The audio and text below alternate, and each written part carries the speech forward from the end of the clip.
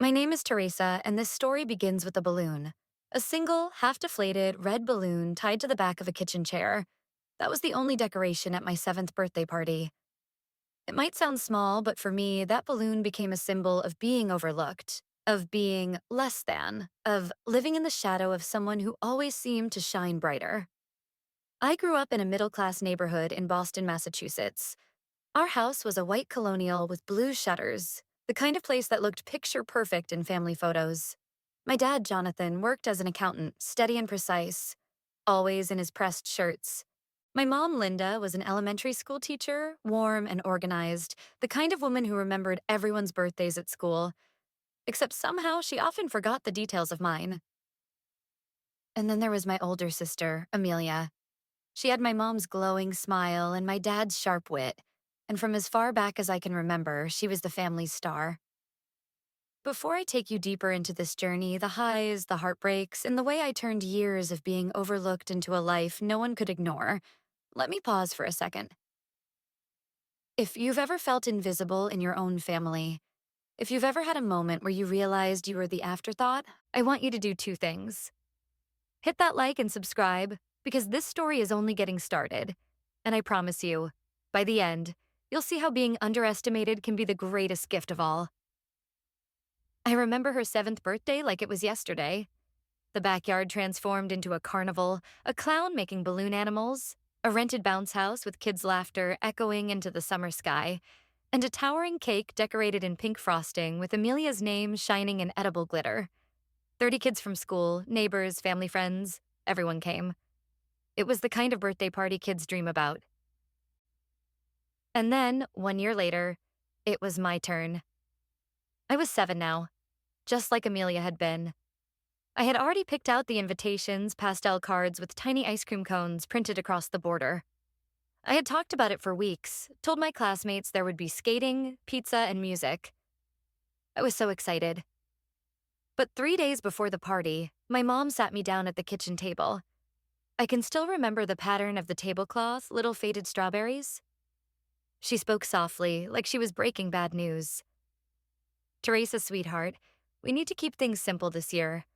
Money's been a little tight with the bills and saving for college. We'll just do something small at home. I nodded because that's what a quiet child does. I didn't argue, didn't protest.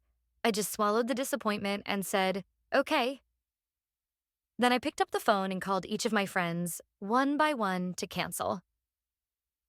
The day of my 7th birthday, there was no skating, no music, no invitations. Just me, my parents, Amelia, a grocery store pizza, and a small vanilla cake with my name scrawled in blue icing. And that balloon, that sad, single balloon my mom had tied to the chair like it could somehow fill the silence of an empty living room.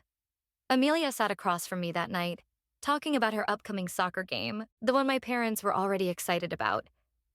My dad kept checking his watch, and my mom started clearing the plates before I'd even finished eating. That was my party. And at 7 years old, staring at that lonely balloon, I realized something that would haunt me for years. In my family, some celebrations mattered more than others. It wasn't just the birthdays. The pattern spread into everything. When Amelia won her first soccer trophy, my parents took the whole family out to dinner at her favorite Italian place. When I won an art contest in 3rd grade, I got a quick good job before the ribbon was tucked into a drawer. Her trophies filled the living room shelf. My artwork? It spent a few days on the fridge, then disappeared into a box. One night, when I was about 8 years old, I stood in front of the bathroom mirror and whispered to my reflection. Maybe if I scored goals instead of grades, they'd clap for me too. It was the first time I wondered if I was simply less. But here's the thing about growing up feeling invisible, it plants two seeds in you. One is doubt. The other is determination. At the time, I didn't know which one would win. Amelia was 3 years older than me, and from the very beginning, she wore the crown in our family. Nobody said it out loud, of course. There was never a formal announcement, no banner draped across the living room that said, "Congratulations, Amelia is the favorite." But it was there. Subtle at first, then impossible to ignore. I used to watch how people's faces lit up when Amelia entered a room. My parents, my grandparents, even family friends. It was like she carried her own spotlight. When she talked, everyone leaned in. When she played, everyone cheered. And when she failed, not that it happened, often people excused it, comforted her, told her it wasn't her fault. When I stumbled, it was silence, or worse, criticism. I remember sitting in the bleachers at her soccer games. I hated sports, but I went because everyone else went. The sidelines were packed with parents ringing cowbells, holding up signs, chanting Amelia's name. My mom would clap until her hands turned red. My dad would jump up when she scored, shouting, "That's my girl."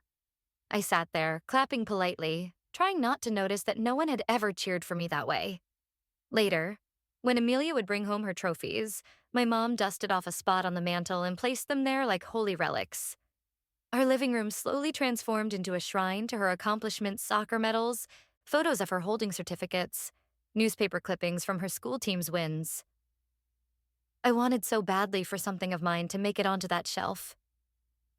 So, when I won first place in the district art contest, I walked through the front door with the ribbon practically glowing in my hand. My art teacher had hugged me and said she'd never seen such creativity from a 9-year-old. I thought just maybe this would be the thing. My mom smiled, said, "That's wonderful, honey," and stuck the ribbon on the fridge with a magnet. 3 days later, it was gone. I found it months later in a drawer under a pile of unpaid bills. That was the difference. Amelia's wins were displayed. Mine were stored. Sometimes I wondered if maybe I was imagining it. Kids have active imaginations, after all, but there were moments that proved otherwise. Like when Amelia had a recital for her piano class. My parents brought flowers, dressed up, invited relatives to come watch. When I had a school play, my dad said he couldn't make it because of work. My mom showed up but spent most of the time whispering to the woman next to her about Amelia's soccer schedule. Afterward, she gave me a quick hug and said, "Good job, sweetheart." No flowers, no pictures, no dinner out. It wasn't just the events, it was the tone. With Amelia, they bragged. With me, they acknowledged. There was a phrase my mom used to say that stuck with me. "Amelia's our little spark." Every time she said it, I felt a tiny crack inside me. Because if Amelia was the spark, what was I? Smoke? Shadows? I tried harder, of course. I studied more. I wrote essays that won praise from teachers. I joined debate team. I painted, I wrote, I created. And while my teachers and classmates applauded, at home it was a different story. "Don't stress yourself, Teresa," my mom would say. "You're already so serious. Let Amelia have the spotlight sometimes." The spotlight. That invisible, blinding beam that always seemed to land on her no matter what I did. One afternoon, I overheard my parents talking in the kitchen. Amelia had been chosen as team captain for her soccer team, and my dad said, "She's got real leadership qualities. That girl's going places." Then, as if to balance the conversation, my mom added, "And Teresa, well, she's our quiet one. Reliable, steady, not everyone needs to shine." They didn't know I was standing in the hallway, holding my math workbook, hearing every word. Not everyone needs to shine. I repeated it in my head that night as I stared at the ceiling, wondering why my light wasn't worth seeing. The thing about favoritism is that it doesn't just shape how your parents see you, it shapes how you see yourself. Slowly, I started stepping back. If Amelia was going to be the star, then maybe I was meant to be the background. But inside me, a quiet resistance was building. Because as much as I hated being overlooked, I hated even more the idea of disappearing completely. So while Amelia collected trophies, I collected something else. Resilience. I didn't know it yet, but every moment of being ignored was pushing me toward a strength my sister would never have. By the time Amelia hit high school, the favoritism was no longer subtle. She got her first car at 16, a used Honda Civic, but still a car. I didn't even get driving lessons. When she had a sweet 16 party, my parents rented a hall, hired a DJ, and invited 60 people. The pictures ended up in photo albums, framed on the wall, posted proudly in Christmas letters. When I timidly asked if I'd have a sweet 16 too, my mom patted my hand and said, "Oh, honey, you're not really into parties, are you? We'll do something small instead." That was their favorite excuse for me. "You don't like the spotlight." But the truth was, I'd never been given the chance to stand in it. Looking back now, I realize Amelia wasn't to blame. She was just living the life she was handed. The pedestal wasn't her choice, it was built for her. But at the time, resentment started to creep in. Not against her as a sister, but against the system that always tilted in her favor. And yet, there was still a part of me that longed for their applause, longed to be seen the way she was.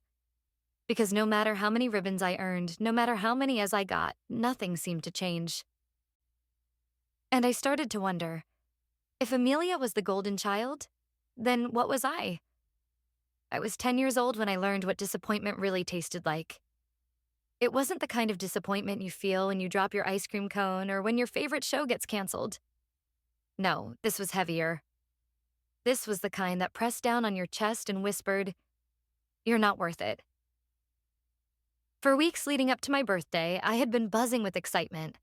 My mom had promised me a skating party, the kind with flashing lights, loud music, and a DJ booth that played all the latest pop songs. I'd been skating since I was 6, and the rink felt like my second home. I loved the freedom of the wheels under my feet, the rush of circling the floor as the disco ball spun specks of light across the walls. This wasn't just a birthday plan. It was my dream. I remember standing in the stationery aisle at the store, carefully picking out glittery invitations with cartoon skates on the front. I wrote each classmate's name in my neatest handwriting. When I handed them out at school, my friends squealed with excitement. "It's going to be so fun," they said.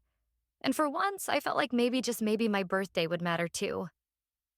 3 days before the party, my mom sat me down at the kitchen table. I knew that look on her face. The bad news look. The same table where, 3 years earlier, she had explained why my 7th birthday had to be simple.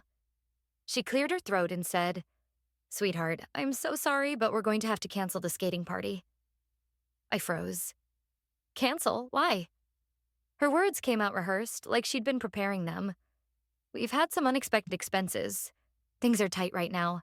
We'll just do something smaller at home." I remember staring at her, trying to find the right words. The invitations were already out. My friends were already planning. Couldn't she see how much this meant to me? But instead of arguing, I nodded. Because that's what I always did. I swallowed the lump in my throat and whispered, "Okay." That night, I sat on my bed with the phone in my hand, dialing each friend one by one. "Hey, the party's canceled. Sorry." Some of them sounded disappointed, others confused, but I brushed it off with fake cheer. "It's fine. We'll do something else." When I hung up, I cried into my pillow. The day of my 10th birthday came, and instead of neon lights and roller skates, I got a sheet cake from the grocery store, 4 family members around the dining table, and the same hollow words, "Happy birthday, Teresa." There were no friends, no decorations, no music, just silence. My dad gave me a new backpack and said, "Practical gifts are best." My mom served pizza on paper plates. Amelia chatted about her latest soccer win, and my parents leaned in, nodding, eyes shining with pride. I sat there, invisible, my cake cooling in front of me. It wasn't the absence of balloons or the lack of friends that hurt the most. It was the message underneath it all. You don't matter enough for us to try harder. 6 weeks later, Amelia's 16th birthday rolled around, and suddenly, money wasn't tight anymore. Glossy invitations were sent out to 60 people. The venue was rented, not a skating rink, but a banquet hall with chandeliers. There was catering, a DJ, photographers snapping pictures, decorations covering every corner. My mom even hired someone to make Amelia's favorite cupcakes in 3 different flavors. I stood in the corner of that ballroom, watching Amelia spin under the lights in her glittery dress, surrounded by friends and laughter. My parents beamed, snapping photos, clapping along to the music. And all I could think about was the skating rink I'd never gotten, the party that had been too expensive, too impractical for me. That was the day the truth sank in. It wasn't about money. It never had been. It was about priorities. Amelia's celebrations were worth stretching the budget. Mine were worth cutting. At 10 years old, I learned a brutal lesson. It wasn't just that I was overlooked, it was that being overlooked was acceptable to them. Normal. Expected. And that realization, it broke something inside me.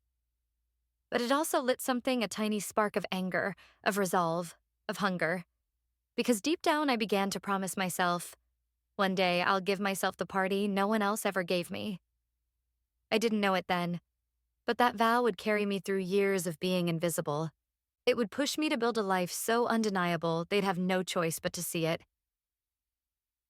But before that day would come, there were so many more birthdays, graduations, and moments where the pattern repeated over and over, etching itself into my heart like a scar. And each time I told myself the same thing. Remember this. Don't forget how it feels, because one day, you'll use it. By the time I stepped into high school, I already knew where I stood in the family hierarchy. Amelia was the sun, and I was the shadow that followed behind her.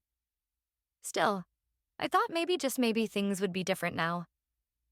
High school was bigger, with new opportunities. I could reinvent myself, find my own way to shine. And in some ways, I did. I joined the debate team as a freshman. My voice was shaky at first, but soon I discovered a power in words I didn't know I had. My arguments were sharp, my research thorough. By sophomore year, I was winning tournaments, bringing home medals, and being called up in front of assemblies to accept awards. In class, I thrived. Straight A's, glowing comments from teachers, essays pinned to bulletin boards as examples for others. But at home, none of it seemed to matter. I'd walk through the front door with a medal around my neck, bursting with pride, ready to tell my parents about the standing ovation I'd gotten. My mom would glance up from the stove and say, "That's nice, honey. Wash up, dinner's almost ready." 10 minutes later, Amelia would walk in, sweaty from soccer practice, holding a scrimmage schedule. Instantly, my parents' attention shifted. My dad would sit forward, peppering her with questions. "How's the team looking this season? Did coach say anything about starting you?" The medal around my neck might as well have been invisible. Our living room shelf told the story better than words ever could. Amelia's soccer trophies stood proudly in the center gold-painted figures, frozen in mid-kick, polished weekly by my mom. Team photos lined the wall, framed and smiling. And my awards? They ended up in a shoebox under my bed. I remember once, after winning first place at a statewide debate competition, I quietly placed the trophy on the mantle right next to Amelia's. For a few days, it stayed there. No one said anything. Then, one Saturday morning, I came downstairs to find it gone. When I asked my mom, she said, "Oh, I moved it so the shelf didn't look too cluttered." I found it later, tucked into the hall closet behind a stack of board games we hadn't touched in years. That was the moment I stopped trying to fight for space on that shelf. It wasn't just trophies. It was time. When Amelia had away games, my parents cleared their schedules. They packed coolers, drove hours, sat in bleachers through rain and cold. When she won, they treated her to dinner afterward. When I had debate tournaments, sometimes they came. More often, they didn't. My mom once said, "Sweetheart, those tournaments last so long and it's just speeches. We'll hear about it when you get home." So while my friends' parents cheered in the audience, I scanned the crowd and saw empty seats where mine should have been. The favoritism wasn't malicious. It was quiet, insidious, 1,000 tiny cuts that built up over time. Like the way my parents introduced us at gatherings. "This is Amelia, our athlete," they'd say proudly. Then they'd glance at me. "And this is Teresa, our studious one." The pause between their words stung more than the words themselves. Or the way they bragged in Christmas letters. Entire paragraphs about Amelia's goals, her leadership, her future in college sports. A single sentence about me. "Teresa continues to do well in school." But the hardest part wasn't the neglect. It was how I started to see myself through their eyes. If they didn't think my achievements were worth celebrating, maybe they weren't. Maybe I really was just ordinary. I'd lie awake some nights, staring at the ceiling, replaying the conversations I wished I could have. I wanted to shake them and ask, "Why isn't my best good enough? Why do you clap for her but not for me?" But I never did. I bottled it up. I smiled, studied harder, worked longer. Because deep down, I had a dangerous hope. That one day I would do something so big, so undeniable, they couldn't possibly ignore me. That hope kept me going. It pushed me to double down on my academics, to pour myself into every assignment and project. It's what made me stay up until 2 in the morning perfecting speeches, practicing arguments, memorizing quotes. And while Amelia played under stadium lights, I worked under the glow of my desk lamp. 2 different stages, 2 different spotlights. But only one of us was applauded. The divide between us grew. Not because we thought Amelia wasn't cruel.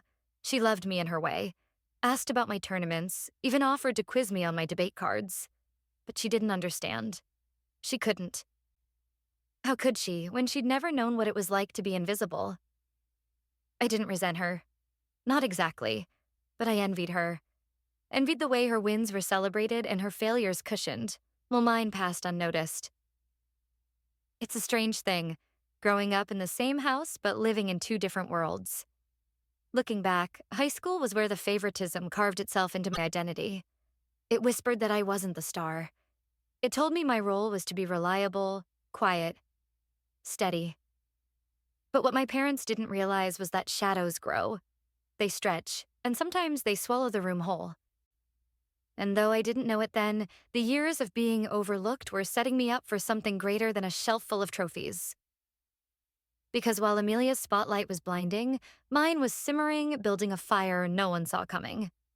When I graduated high school, I thought leaving home would mean leaving the favoritism behind.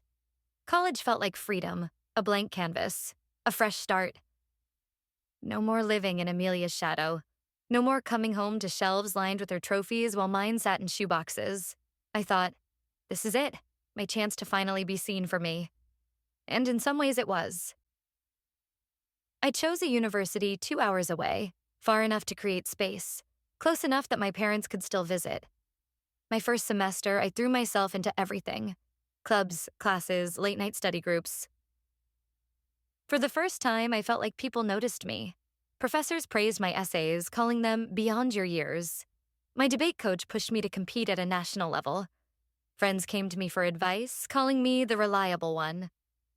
It felt good more than good to have an identity outside of Amelia.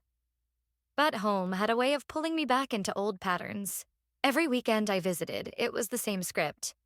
We'd gather at the dinner table and my parents would ask Amelia about soccer. How's the season going? Are scouts still interested? Did coach say anything about scholarships? When the questions turned to me, they were short, polite. Class is going okay? That's nice. Keep it up. Then back to Amelia. Even when I told them I'd qualified for a national debate competition, something my coach said only a handful of students ever achieved, they smiled vaguely and said, "That's great, sweetheart." But when Amelia mentioned an upcoming tournament, they practically planned the trip in front of me. It was like I could speak in headlines and still be reduced to a footnote. I remember one particular Thanksgiving. Amelia had just been offered a partial scholarship to play soccer at a Division II school. My parents were ecstatic, telling every relative within earshot. Meanwhile, I'd just been offered a paid internship with a law firm unheard of for a sophomore. I waited for my turn to share, waited for the spark in their eyes. When I finally told them, my mom smiled and said, "Oh, that's nice, honey. You've always been such a hard worker." Then she turned to Amelia and said, "Do you think the scholarship will cover housing too?" That was it. My achievement swallowed whole in less than a sentence. But here's what college taught me. While favoritism still stung, I didn't need their applause anymore. I started to build my own circle of validation. Professors who saw potential in me, friends who showed up at my debates with handmade signs, mentors who pulled me aside and said, "You have something special, Teresa. Don't waste it." For the first time, I wasn't waiting for my parents' approval. And that shift? It was everything. Still, the old wounds lingered. There were nights I lay awake in my dorm room, scrolling through social media, watching Amelia's posts.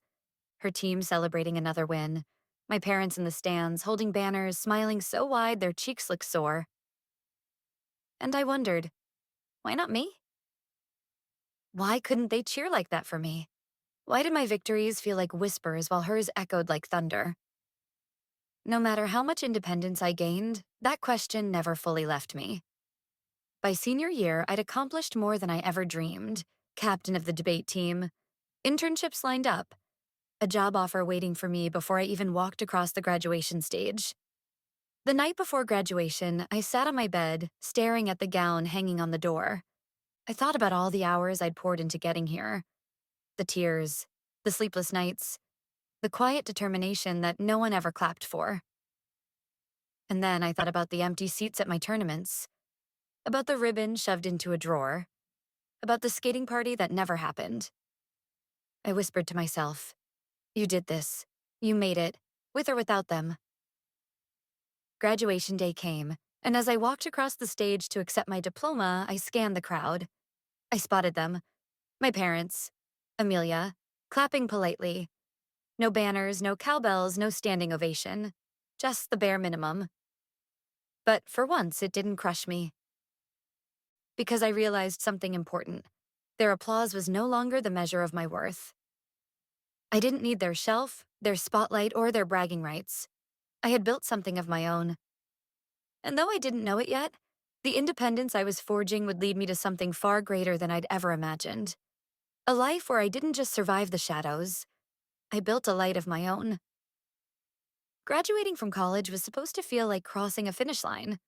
For me, it felt more like standing at the starting line of a marathon I hadn't trained for. I had the diploma. I had the job offer.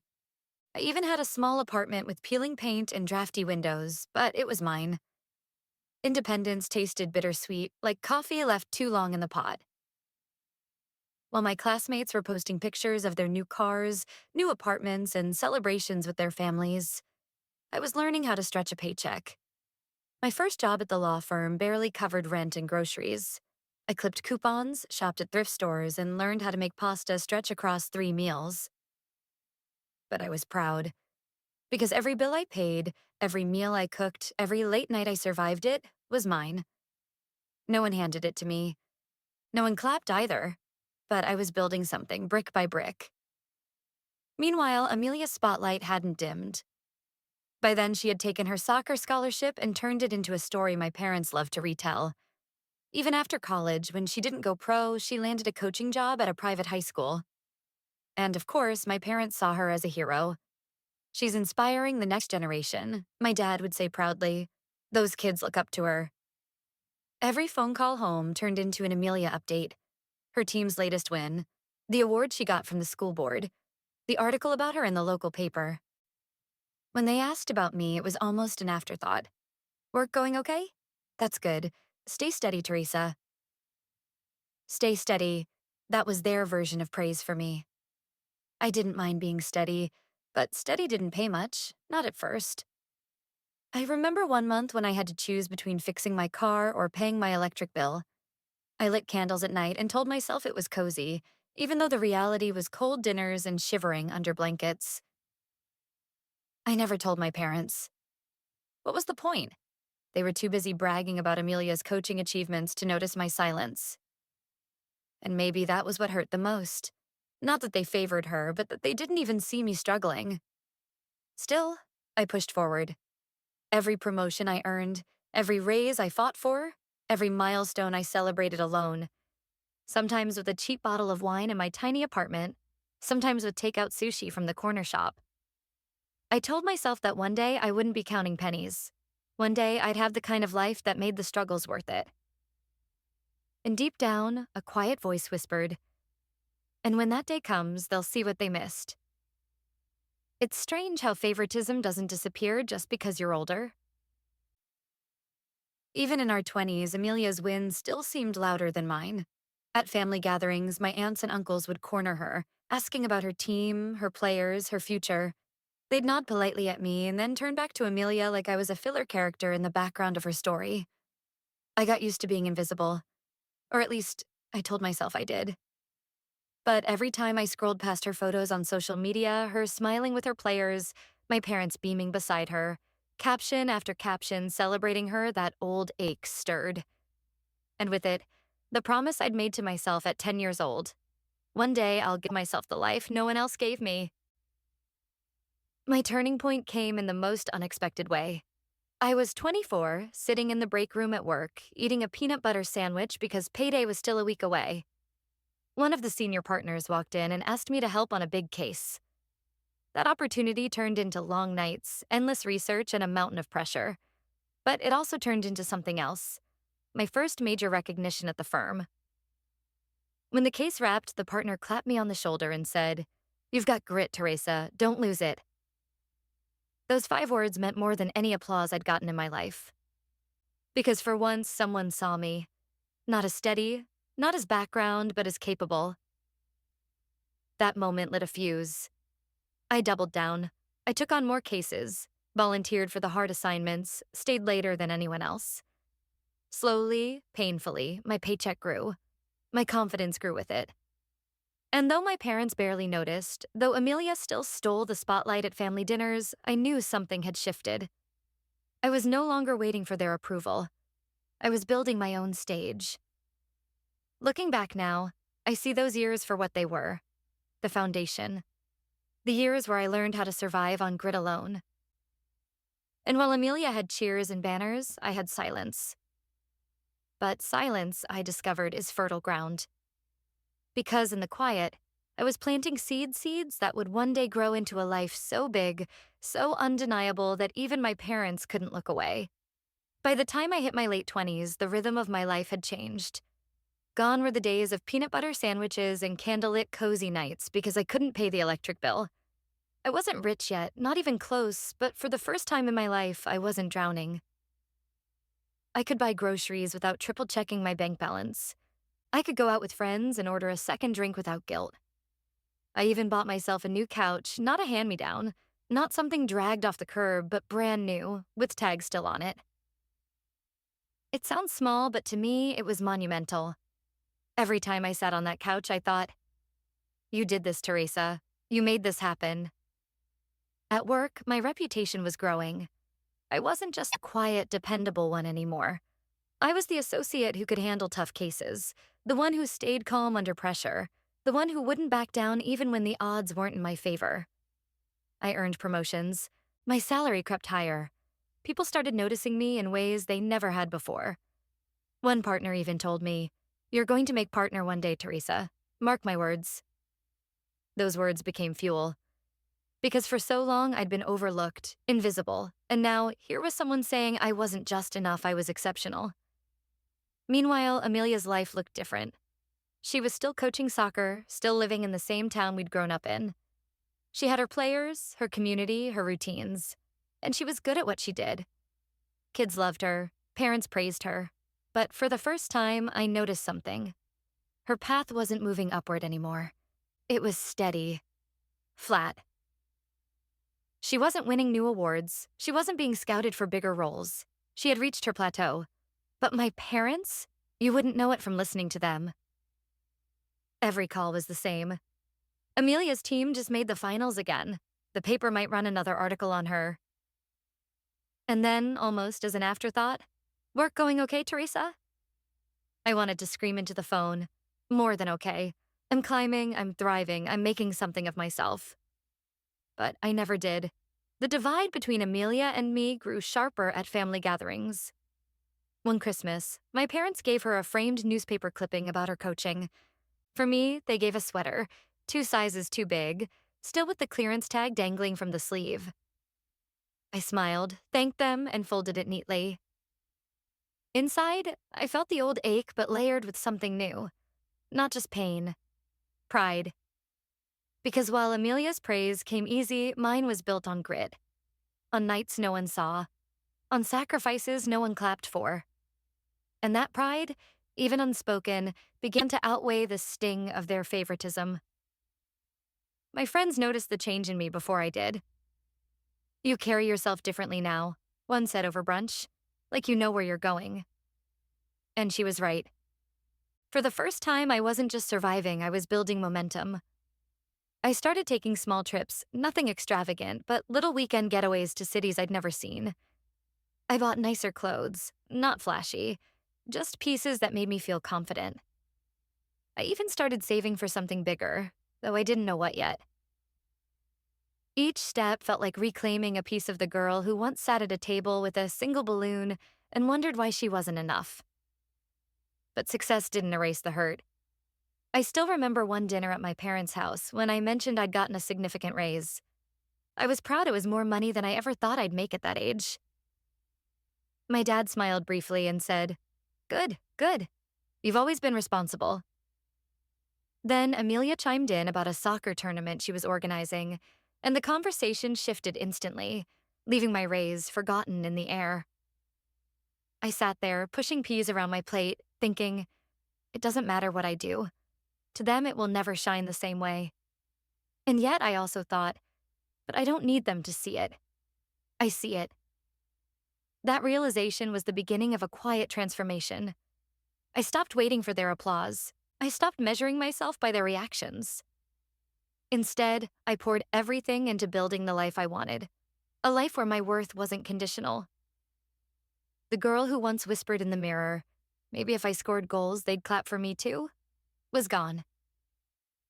In her place was a woman who was starting to believe her victories mattered whether anyone clapped or not. Looking back, my late 20s were the climb.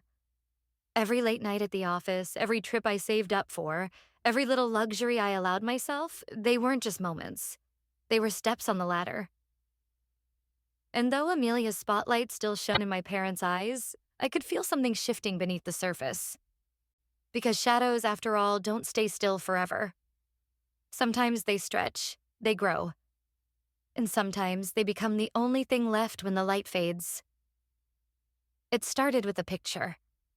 One night, after another long day at work, I was scrolling online when I stumbled across a photo of a house by a lake. Wide windows, a wooden deck, sunlight bouncing off the water. It wasn't just a house, it was peace. I stared at it longer than I meant to, imagining myself sitting on that deck with a book, the water lapping against the shore, no voices telling me I was too quiet, too serious, too steady. For the first time, I thought, maybe I don't just want to survive. Maybe I want something more. At first, it felt silly. Who was I to dream of a lake house? I could barely afford my apartment and student loans. But the idea stuck. It became a seed planted in my mind, whispering, work harder, save more, this can be yours. So I did. Every extra shift, every bonus, every late night, I funneled it into savings. I skipped nights out, passed on trendy gadgets, learned to cook instead of order takeout. While my friends splurged on vacations, I told myself, one day you'll sit by your own water. Meanwhile, Amelia's life was still the golden child script. Her coaching job gave her stability. Her players adored her, and my parents treated her like she was changing the world. At every family gathering, she had stories to tell championships won, parents thanking her, students writing her heartfelt notes. And me? I had numbers in a bank account no one could see. There were no trophies for saving money, no applause for discipline, no framed clippings for financial planning. So when I quietly mentioned I was saving for a house one Thanksgiving, my parents brushed it off. That's nice, my mom said, slicing the turkey. But don't work yourself too hard. Not everyone needs a big house. Be happy with what you have. I nodded, hiding the spark that was growing inside me. Because I didn't just want a house. I wanted proof that I could build something no one ever thought I could. By my early 30s, Amelia's life had started to slow down. She was still coaching, but I noticed cracks. She didn't talk about moving up anymore. Some seasons, her team lost more than they won. She complained about politics at the school, about parents who were never satisfied, about players who weren't motivated. My parents, of course, still cheered her on, but I could hear the shift in their voices, less fire, more reassurance. She works so hard, my mom would sigh. Coaching is such a tough job. I said nothing, though inside I thought, so is everything I've done. You just never noticed. The difference between us was clear. Amelia had been handed applause from the start. I had built mine in silence. And now that silence was becoming power. Every dollar I saved was a brick in the foundation of my dream. Every promotion at work was another step toward the Lakehouse I kept taped to my wall, that same photo I'd found years before, now curling at the edges from being touched too often. It wasn't just a house. It was the promise that I could give myself what no one else ever did. A place where I mattered. I'll never forget the first time I toured one. I was 32, and after years of saving, I finally let myself meet with a realtor. She drove me out to a quiet lake an hour from the city. The air was crisp, the water still, the trees reflecting gold in the late afternoon light. The house wasn't perfect outdated kitchen, creaky floors, peeling paint, but when I stepped onto the deck and saw the water stretching out before me, I felt something settle in my chest. This is it, I thought. This is where the story changes. I didn't buy it then. Not yet. But it lit a fire in me I couldn't put out. Meanwhile, at another family dinner, my parents gushed about Amelia's latest tournament.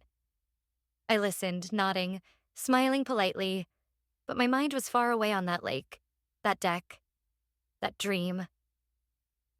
When they finally asked about me, I said, "Work's been good. I'm saving for a house near the lake." My mom blinked. "A lake? Oh, sweetheart, that sounds impractical. You don't even like driving that much." My dad chuckled. "Don't overextend yourself. Stick to something small and safe." I smiled, but inside I thought, "You'll see. One day you'll see. Dreams built in silence are dangerous. Because when they come true, they don't just change your life, they rewrite the whole story." And though I didn't know it then, I was closer than ever to the moment that would finally flip the script. The moment my family would be forced to see me not as steady, not as the afterthought, but as the woman who had built everything they never thought she could. The girl with the single balloon had grown up, and she was about to step into her own spotlight.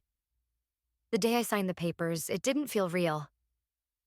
My hand trembled slightly as I scrawled my name across the stack of contracts, each page thicker with weight than the last.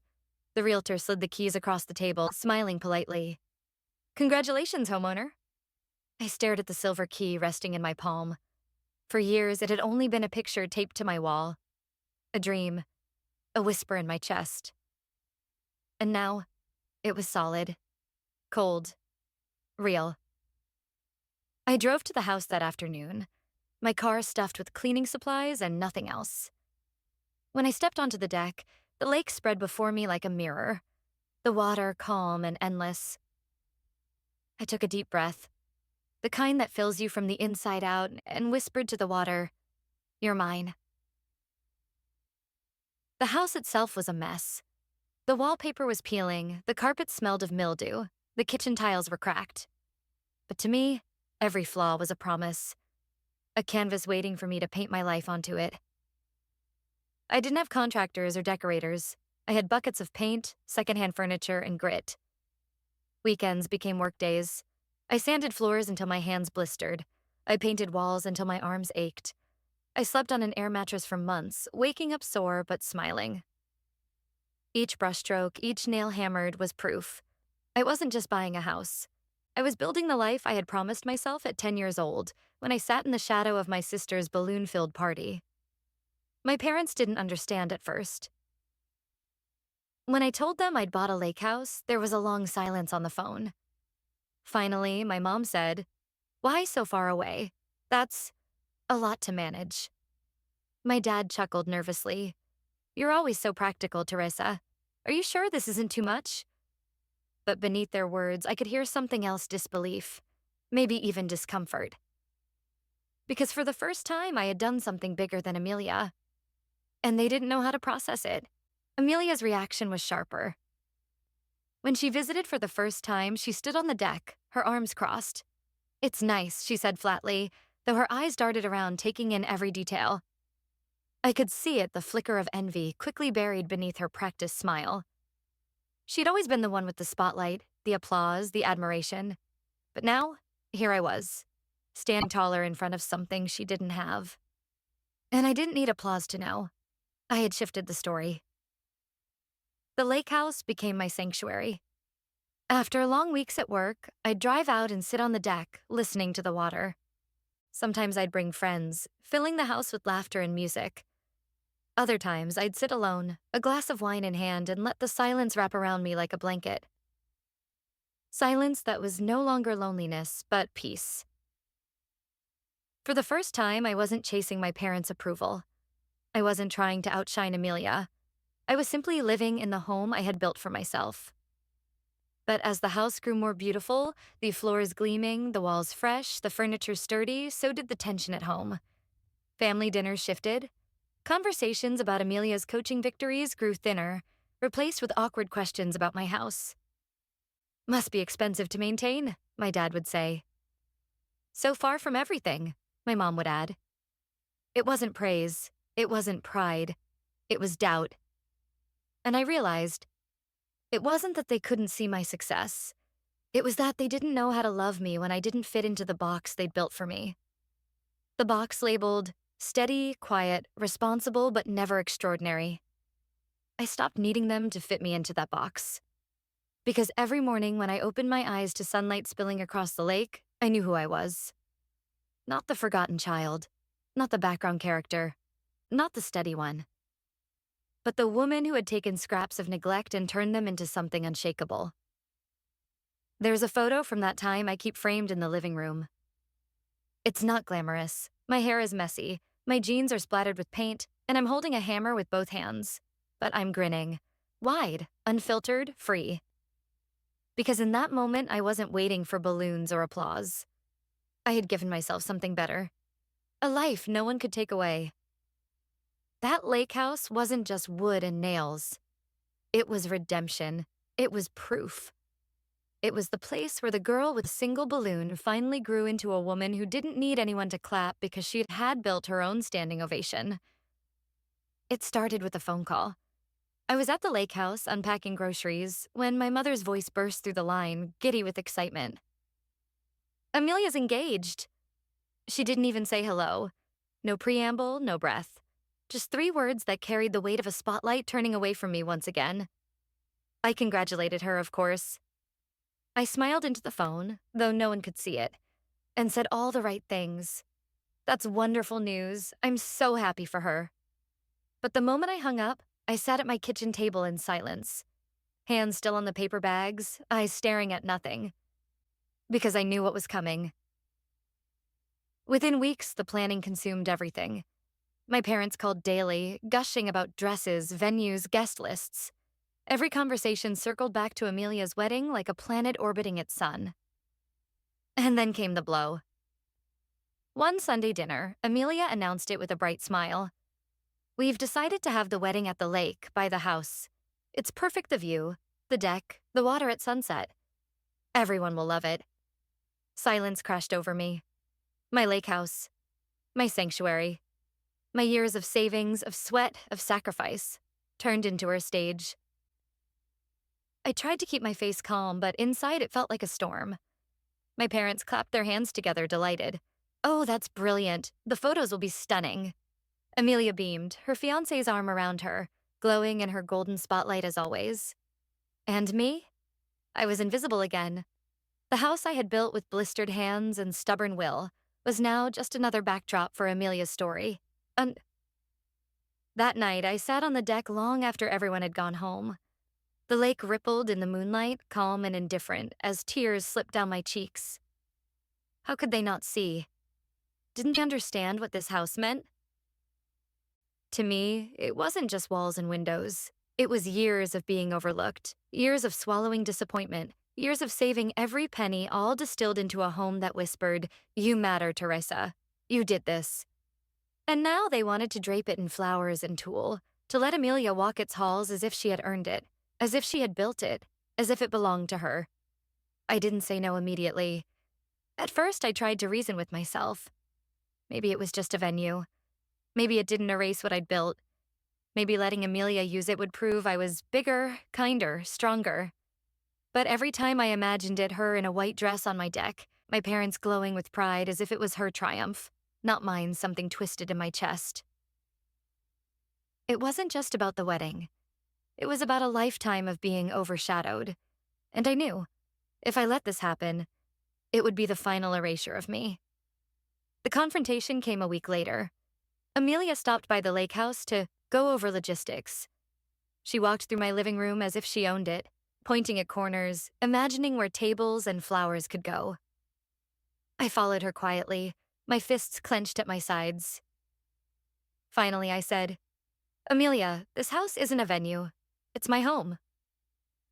She laughed lightly, waving a hand. "Oh, come on, Teresa. It's just for one day. And think how beautiful it will look in photos. You'll be proud." Proud. That word hit me like a slap. Proud? Of my years of sacrifice being reduced to a backdrop for her happiness? My voice shook, but I forced the words out. No, Amelia, I'm not comfortable with this. Her smile faltered. She blinked, confused, as if she couldn't comprehend anyone telling her no. You're serious? She asked. Dead serious. The fallout was immediate. My parents called that night, voices sharp with disappointment. She's your sister, Teresa. How could you be so selfish? This is the most important day of her life. Selfish. That word cut deeper than I expected.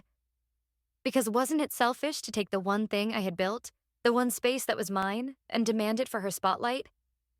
But of course, they didn't see it that way. They never did. For days, I wrestled with it. Part of me wanted to cave, to keep the peace, to avoid the storm that was brewing. But every time I looked at my house, the painted walls, the sanded floors, the view of the lake, I remembered what it had cost me. Not just money. Not just time. Pieces of myself. And I knew. I couldn't let her take it. Not this time. The night I made my final decision, I walked out to the deck with a blanket around my shoulders.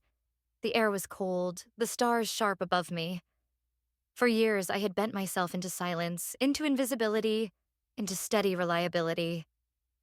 But not anymore. This house was mine. And I would not let my story be swallowed one more time. The silence after the no didn't last long. Within a day, my phone lit up with calls and messages. My parents, my aunts, even a cousin or two, all carrying the same refrain, she's your sister. It's just one day. Don't be so stubborn, Teresa. And underneath it all, unspoken but loud, how dare you put yourself first? Amelia called once. Just once. Her voice was clipped, cold. I don't understand you. This could have been something special for both of us, but if you want to make this about you, fine. Click. That was it. No begging, no compromise. Just that sharp blade of dismissal, cutting me out of her perfect picture. For weeks, the air between us all was tense. Family dinners were quieter, my parents' smiles strained, their eyes heavy with disapproval. They didn't say it outright, but I felt it in every glance. I had betrayed them. The irony wasn't lost on me. After years of being overlooked, forgotten, sidelined, now I was finally at the center, but only as the villain in their story. The wedding went on, of course, at a vineyard in the next town over. I didn't attend. I stayed at the Lakehouse that day, sitting on my deck as the sun set over the water. I imagined the laughter and music spilling from the vineyard. The flashing cameras, the proud speeches, the glowing faces. And for a brief moment, the ache returned. The little girl inside me whispered, "You should be there. You should belong." But then the water rippled, catching the last light of the sun, and I felt something deeper. Peace. Because for once, I hadn't given myself away to keep the peace. For once, I had chosen me. The weeks after the wedding were quiet. My parents' calls grew shorter, Amelia's name mentioned less often. I knew there was resentment lingering, a wound they blamed me for. But something else shifted too. The space left by their disapproval was filled with my own voice. Louder now. Clearer. I poured myself into the Lakehouse, finishing projects I'd put off, planting flowers in the garden, refinishing the deck, hosting friends who filled the rooms with laughter that didn't come with strings attached. The house came alive. And so did I. Months later, the confrontation I'd been dreading finally came. My parents showed up at the Lakehouse one Saturday, unannounced. I opened the door, surprised to see them standing there, both looking smaller than I remembered. Inside, over coffee, the silence stretched until my mother finally spoke. "We don't understand you, Teresa," she said softly. "You've always been the steady one. The reliable one. We thought you didn't mind being in the background." Her voice cracked on the last word. Something in me softened. Because as much as it hurt to be overlooked, I realized they hadn't set out to wound me. They had simply never seen me. And maybe part of that was my fault too. I had swallowed my voice for so long they forgot I had one. So I spoke. Not with anger, not with accusation, but with truth. All my life you treated Amelia like the star, I said, and maybe she deserved it. But I did too. I worked just as hard, sacrificed just as much. And when you didn't see me, I learned to see myself. That's what this house is. My proof, my voice. My father's eyes dropped to his cup. My mother's lip trembled. And in the silence that followed, I felt the weight lift off my chest. Because I wasn't speaking for their understanding anymore. I was speaking for me. They didn't apologize. Not fully. Not the way I might have once dreamed of. But when they left that day, my mother hugged me a little tighter than usual. My father patted my shoulder and said, "You've built something real here." It wasn't enough to erase the years, but it was something. And for the first time, I realized I didn't need more. Amelia and I never fully mended. We spoke occasionally, politely, about neutral things. Holidays were civil but distant. She never asked about the house again, never stepped foot on my deck after that confrontation. And maybe that was for the best, because my life was no longer about competing with hers. It wasn't about balloons or trophies or applause. It was about peace. The kind that ripples across a lake at dawn. The kind that comes from knowing you stood your ground.